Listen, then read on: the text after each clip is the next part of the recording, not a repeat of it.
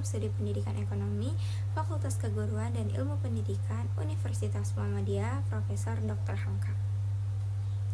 Jadi, hari ini saya akan menjelaskan tentang ragam bahasa. Di dalam ragam bahasa, banyak sekali macam-macamnya. Salah satunya ada ragam baku dan tidak baku, yaitu materi yang akan kita bahas hari ini. Jadi, sebelum saya menjelaskan tentang ragam baku dan tidak baku, saya akan menjelaskan tentang apa sih ragam bahasa itu. Ragam bahasa adalah variasi bahasa menurut pemakaiannya. Tiap manusia menyesuaikan bahasa menurut apa yang dibicarakan, dengan siapa dan tentang apa ia bicara, dan media yang digunakannya. Di sini juga terdapat macam-macam ragam bahasa. Yang pertama ada ragam daerah atau dialek.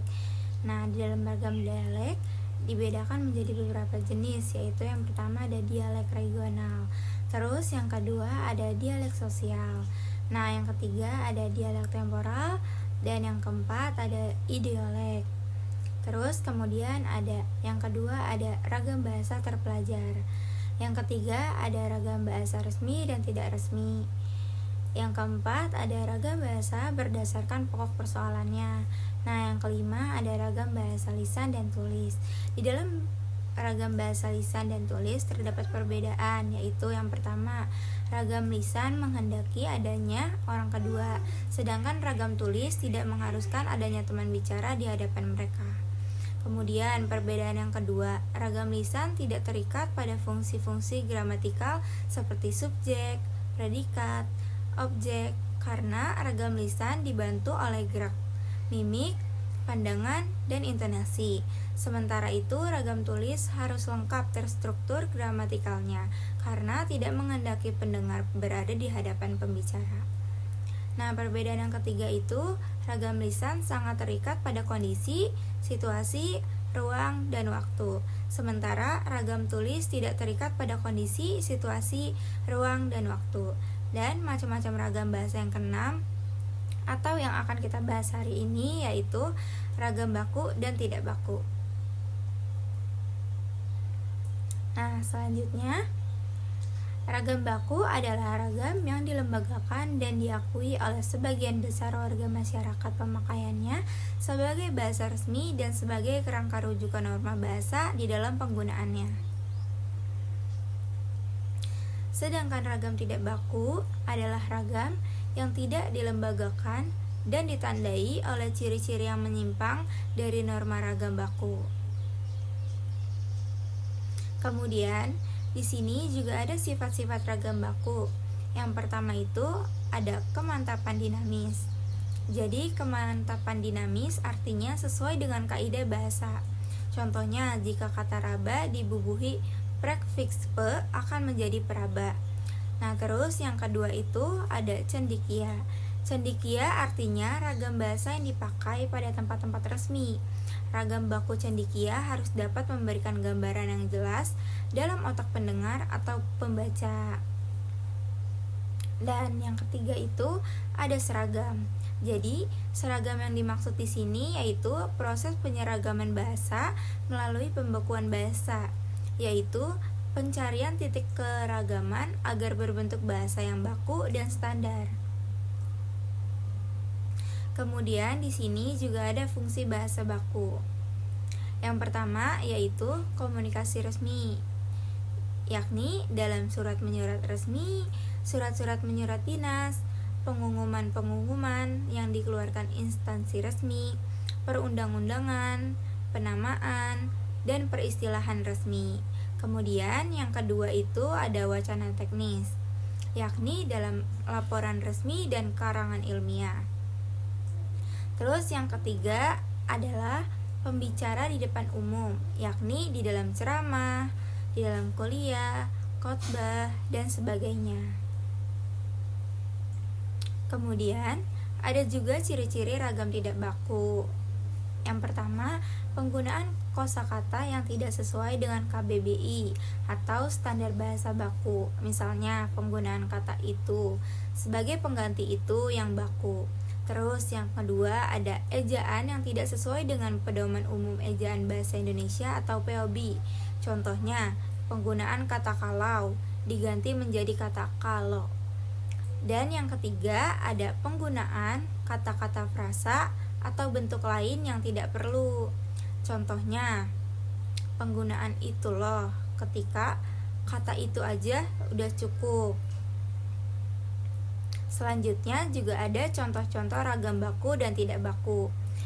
Yang pertama, kata bakunya adalah abjad pakai huruf D, dan kata tidak bakunya itu adalah abjad pakai huruf T. Nah, terus yang kedua, kata bakunya adalah ramai pakai kata A dan I, dan kata tidak bakunya adalah rame pakai huruf E. Kemudian kata baku yang ketiga itu ada bus pakai U, dan kata tidak bakunya itu bis pakai huruf I. Selanjutnya kata baku yang keempat adalah cabai pakai huruf I, kata tidak bakunya cabai pakai huruf E. Selanjutnya kata baku yang kelima itu ada diagnosis, kata tidak bakunya itu didiagnosa. Selanjutnya kata baku yang keenam itu adalah ijazah pakai huruf Z, dan kata tidak bakunya itu ijazah pakai huruf S. Selanjutnya kata baku yang ketujuh adalah jenderal pakai huruf E, dan kata tidak bakunya itu adalah jenderal tidak memakai huruf E. Selanjutnya kata baku yang ke-8 itu miliar pakai huruf I, dan kata tidak bakunya itu miliar memakai huruf Y. Selanjutnya kata baku yang ke-9 itu perajin, dan kata tidak bakunya itu yaitu pengrajin. Dan yang terakhir kata baku yang ke-10 itu ada silakan tidak menggunakan huruf H, dan kata tidak bakunya itu adalah silakan memakai huruf H. Selanjutnya di sini juga ada contoh-contoh kalimat baku dan kalimat tidak baku. Kalimat baku yang pertama itu ada yang pertama, Dinda sedang menyusun nama murid kelas 3 sesuai dengan abjad. Dan kalimat tidak bakunya yaitu Dinda lagi menyusun nama murid kelas 3 sesuai dengan abjad. Nah, yang termasuk kata baku yaitu abjad memakai huruf D, dan tidak baku itu memakai huruf kata lagi, dan di kata abjad menggunakan huruf T. Kemudian di sini juga ada kalimat baku yang kedua yaitu Ibu pergi ke pasar untuk membeli cabai, dan kalimat tidak bakunya adalah Ibu pergi ke pasar untuk membeli cabai. Kata bakunya itu ada di kata cabai pakai huruf I, dan kata tidak bakunya itu ada di cabai memakai huruf E. Selanjutnya kalimat baku dan tidak baku yang ketiga itu adalah Ayah mudah bosan saat harus belajar terus-menerus, dan kalimat tidak bakunya itu adalah Ayah mudah bosan saat harus belajar terus-menerus. Jadi kata bakunya itu ada di kata bosan memakai huruf A, dan kata tidak bakunya itu ada di kata bosan memakai huruf E. Kemudian kalimat baku dan tidak baku yang keempat itu adalah siswa yang lulus diminta segera mengambil ijazah ke sekolah, dan kalimat tidak bakunya itu adalah siswa yang lulus diminta segera mengambil ijazah ke sekolah. Jadi kata bakunya itu ada di kata ijazah pakai huruf Z, dan kata yang tidak bakunya itu ada di kata ijazah memakai huruf S.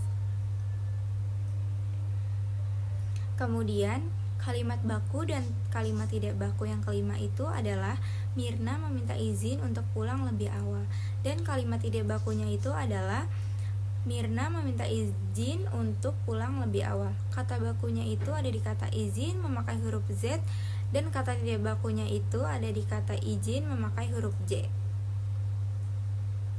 Kemudian kalimat baku dan kalimat tidak baku yang keenam itu adalah Ibu menaruh soto ke dalam mangkuk, dan kalimat tidak bakunya itu adalah Ibu menaruh soto ke dalam mangkok.